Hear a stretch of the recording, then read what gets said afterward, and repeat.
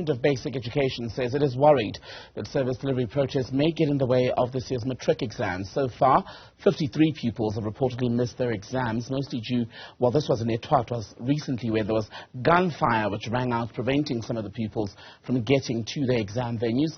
Let's talk about the situation now with Dr. Lehasa, who's an expert in education. A very good afternoon to you, sir. Grateful for your time. So, violence in Etwa service delivery protests and load shedding all interfering with the ability of this year's matric cohort to be able to write in a safe, free and fair environment. How big of a problem do you think this is? And of course, as I've said in the past, indeed, it's a bigger problem. But one of the best ways in order to respond to all these challenges is rather to have a more holistic perspective, be it the question of bad weather, be it a question of water cuts, be it a question of electricity cuts that provokes civil disobedience, which is now used as an opportune moment to do a performance given the matric results. It is indeed beginning to show a clear dysfunctional state that provokes the conditions that then affect the matriculation. It is not necessarily that protests have not been happening, but all this series of occurrences are also reflective of a state that is failing to protect its youth, which are the future leaders. And it is bad indeed. Well, but when you look at the overall number, right, concerning as these incidents are, overall 920,000 teenagers, matriculants, are expected to write these exams, and these numbers are relatively low. Do you think that it poses any risk at all, these problems, to, shall we say, compromise the quality of the process? Any matriculant who is lost out of a process of an opportunity to shape their future must be considered as a serious loss. We therefore cannot simply just quantify it and say it was just about few of them. And therefore for me the critical issue becomes the fact that the timing of this protest, because I also want to say that it is not just only the responsibility of the Department of Basic Education to protect the youth. The youth themselves belong to the communities. This makes me to come to the point where I say there are two types of approaches to civil disobedience in the form of protest. You can have a non-revolutionary kind of a response where people move into hooliganist tactics that destroy the future of the youth. Or you can have a much more informed way of conducting the protest without affecting the very future of the children themselves. So my view, therefore, is that Department of Basic Education, as an offshoot of political leadership, are directly responsible in the conditions that the communities are going through.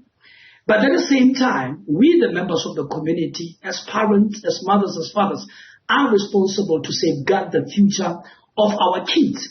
And also the matriculants themselves have a role to play. So it is a much more coordinated scenario that requires all of us. But right. Of course, it is a concerning scenario. And people time these protests in communities to coincide with matric exams because when it's happened in the past, it gets them attention, which comes back to the earlier point you were making about how it's a broader problem in society where people who, for example, feel that they've been robbed of decent basic services, i.e. water, electricity, proper sanitation, are saying, well, if we disrupt the exams, then government will definitely listen. But unfortunately, as you were just saying, that is then beyond the Department of Education. So what does it say about society if we're willing to use the future of children as a bargaining chip?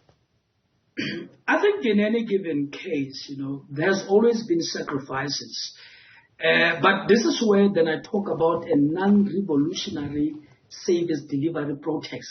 Do you have to bend the school in order to express your frustration about the schooling system? Do you have to bend the clinic? So we'll need to trace that trajectory of a culture of a rampant hooliganist tactic in protest, rooted in the past memos of apartheid But we also need to now understand that this is the government that we elect. Therefore, if we have a bad political leadership that creates our problem, it also reflects on ourselves who chose that kind of a leadership. But this is where then I'm saying that mothers and fathers, we need to build the positive values that protect and safeguard the future leaders, which are our own children. I mean, if already we are talking about the unemployment youth, the youth unemployment rate that is above 66%, we are therefore saying that when we distract these young people, they are going to increase the number of high youth unemployment. So it's a situation that cannot be accepted. People can participate in their strike, but in a responsible way that understands that we do this all in the name of protecting the future of our children. So on the issue of protests, that's the one problem.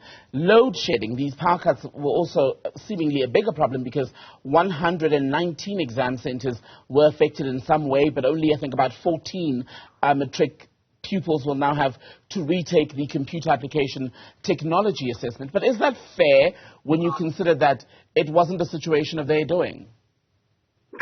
It is not fair at all. And this is where then I say that we have known from the very beginning of the year that the issue of electric cards has a direct implication.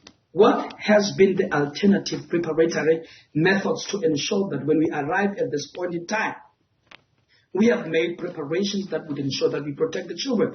So I find it in a way where the DBE is pinpointing at the community as a real cause of a problem. Then the culture of mutual recriminations and a denial to take responsibility. If a political leadership or the department for so fails to champion the very cause for which they are established for, then it's a failed processes. So I think, therefore, there should have definitely been certain plans that have been made. So it's a clear failure. So in order to protect themselves, then they are blaming the communities. So it really becomes a serious mess.